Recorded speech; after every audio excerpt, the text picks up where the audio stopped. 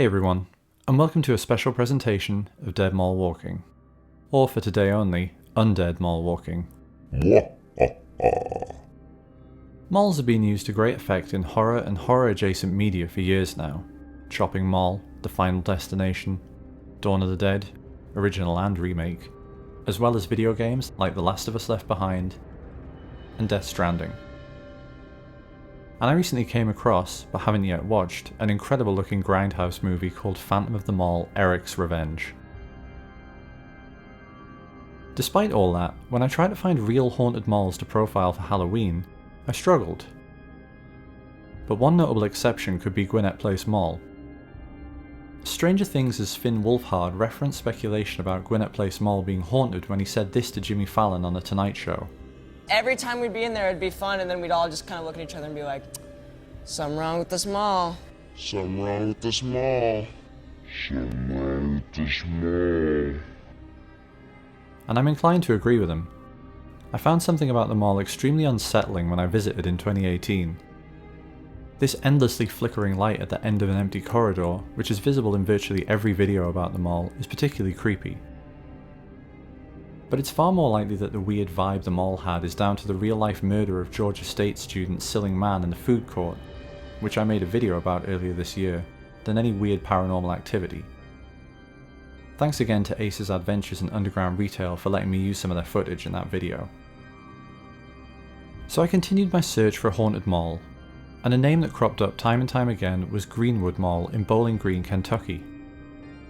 I knew I recognised the name, but only realised later that not only had I already been to the mall, but actually also had some footage of it that I'd never used. Before I started this channel in earnest, I attempted to film a few malls on a bootleg $40 GoPro attached to a backpack with a rip tie. Let's just say that the results weren't exactly stellar, but throw a Super 8 filter on them and I think it'll work for a video like this. So let's get into Greenwood Mall. According to legend, the body of an unidentified man was found in a stolen truck in the parking lot back in 1996. I struggled to find any written records or news stories about the incident, that search made even more difficult by the fact that there was a mass shooting in the similarly named Greenwood Park Mall this year. But rumour has it that if you leave your car in the mall parking lot late at night, you might return to find a zombie-like figure sitting in it when you come back. Supposedly, this occurrence is common enough that security and police refer to these incidents as another case of the sleeper. Whenever police arrive on the scene, the car is empty. Here's an experience that someone supposedly local to the area posted on Fandom. They claim to have seen the sleeper in their car at 4:30 in the morning after leaving the mall.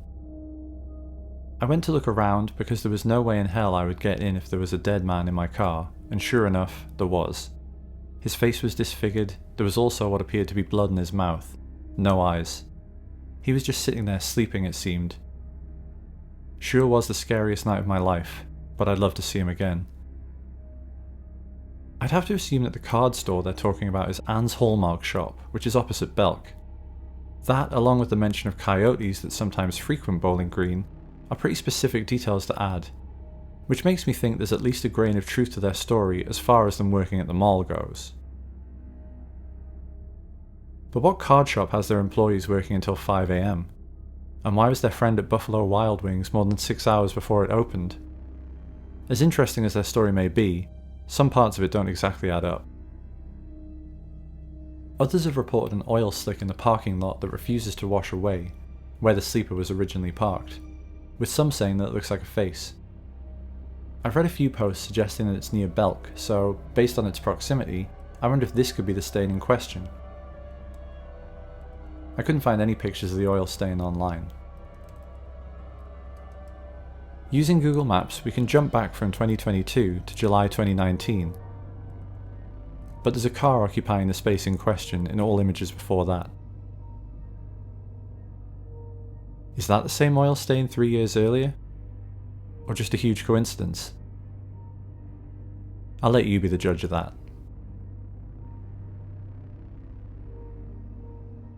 Speaking of coincidences, in one of the 3 clips of the mall I recorded on my iPhone, before the days when I understood the value of B-roll, you can see something that looks like an oil slick. Stick around until the end of the video and I'll add a freeze frame on it so you can check it out for yourself. I'm naturally skeptical about these things, so I'm not suggesting that there's any significance to me filming an oily stain before I pan up to the logo of the mall. I don't even think I took that footage at the entrance where the stain is supposed to be. But still, it's an interesting coincidence. When digging around for haunted malls, I found this clip from Brazil, taken at 2 AM in Caruaro's Shopping Difusora back in 2018. The clip reportedly shows a security guard filming the ghost of a young girl climbing up an escalator. Sadly, as good an acting job as the security guard does, the clip was later debunked as a viral marketing stunt to promote a new haunted house attraction in the mall. Unless that's just what they want us to think. There's a legitimate case for calling Greenwood Mall America's most haunted mall. Although honourable mentions go to the poltergeists in the restrooms of Cherryvale Mall in Rockford, Illinois, spectral wolves in Anchorage, Alaska's Diamond Center, and Finger Lakes Mall in Auburn, New York, which, at least at one point, ran ghost hunts after the mall had closed. I'd love to hear if you have any paranormal stories of your own in the comments. But despite all that, there aren't really any reported cases of unexplained or supernatural activity inside Greenwood Mall, or many other malls for that matter. And I'm not exactly sure what to make of that, since anyone who's interested in dead malls will tell you that there are plenty out there with some serious creep factor. And although malls have been subject to countless real-world horrors, carjackings, gun crime, even murder, they seem to have at least some degree of immunity to paranormal activity. No wonder the characters in Dawn of the Dead thought it was the safest place to go. I guess there could be a few reasons why that's the case. Malls aren't easily accessible after dark, and they usually have plenty of people around. But I can't help but wonder if we're just hesitant to conflate the supernatural with somewhere that felt so safe and comforting when we were younger. We don't see ghosts or monsters in the mall because we don't want to. I guess Hollywood directors and video game producers didn't get that memo. Let's round things out by checking out that oil spill from my footage that I mentioned earlier. Look close enough, and just maybe you'll see a face. Or maybe, to misquote Freud, sometimes a spill is just a spill.